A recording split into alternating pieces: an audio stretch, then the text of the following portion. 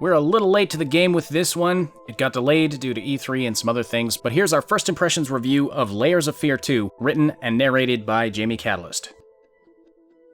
Layers of Fear 2 is a successor, but not direct sequel, to Bloober Team's original steps into the psychological horror genre, the first Layers of Fear. This time around, Bloober Team published this title with Gun Media, and it's priced at $30. The rating is the same, staying at a solid M, and the game was released May the 28th, 2019 on Steam, PS4, and Xbox One. I played the game for 4+ hours and only hit the beginning of Part 2. And if it's like the first game, things will only escalate from there.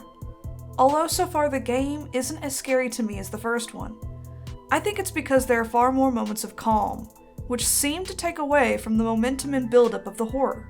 The first one constantly had you on the edge of your seat, with a strong and heavy atmosphere. This one, not so much. What I don't know is if that'll change. So, here are some similarities between the two games.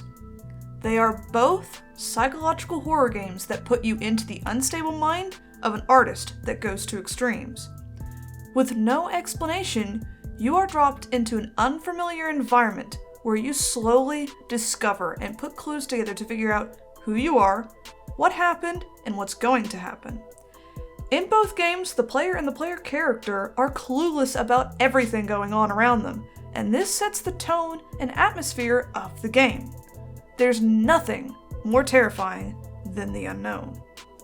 And just like the first game, this game isn't for everyone. Anyone with certain triggers, epilepsy, or faint of heart should not play it. Whereas the first game used layers of paint as its main thematic element, Layers of Fear 2 sticks very heavily to a movie filming theme, especially in the style of old black and white films and the earliest colored movies. This has led to some interesting tactics with the horror itself, but also some that fall a bit flat. One of the interesting effects they use is film projectors revealing hidden entrances, and one that falls a bit flat is the use of filming props, specifically mannequins. Mannequins everywhere. If you played the first game, you will notice some things that seem very familiar. Certain things that might have scared you in the first game return and are reused. And don't get me wrong, I loved the first game, but I got no entertainment out of some of the reused effects and even some of the new ones. For example, while I understand their choice to make large sections of the game like a black and white movie, sticking to the theme, I think taking away the color removes some of the impact, vibrancy, and spark that I remember so dearly from the first game. Another thing I think was a bad design choice was the enemy of the game. If you remember the ghost of the painter's wife in the first game, she haunts you from afar. Just her shadow there was enough to be terrifying. But in this game, there is a loud, twitchy creature that chases you, causing anxiety and stress, as you must evade it quickly while unsure where to go or when and how to close certain doors behind you to get away from it. Be prepared to die frustratingly often. To me, this creature is unnecessary and just plain irritating. Though to be fair, I'm not a fan of this type of creature trope in any horror game. However, I must say, the gameplay mechanics are well done. Smooth movement, the head bob animation is excellent, the same awesome mechanics for opening doors and chests returns, and now the sprinting is much improved. I also feel they improved on the bite-sized puzzles and the placement of the information that you can discover.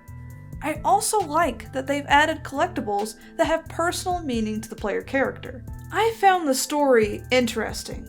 It just doesn't hold as much of a personal impact for me as the story in the first game, where it was about the father's obsession and its effects on his family. This one is more about the individual's obsession impacting themselves.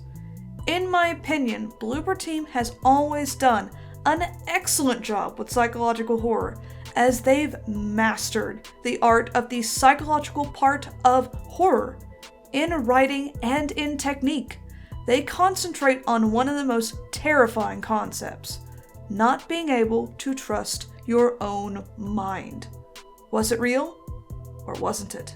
In conclusion, I believe psychological horror fans and Layers of Fear fans will enjoy Layers of Fear 2 as I have, although based on the first 4 hours, it doesn't seem as good as the first one.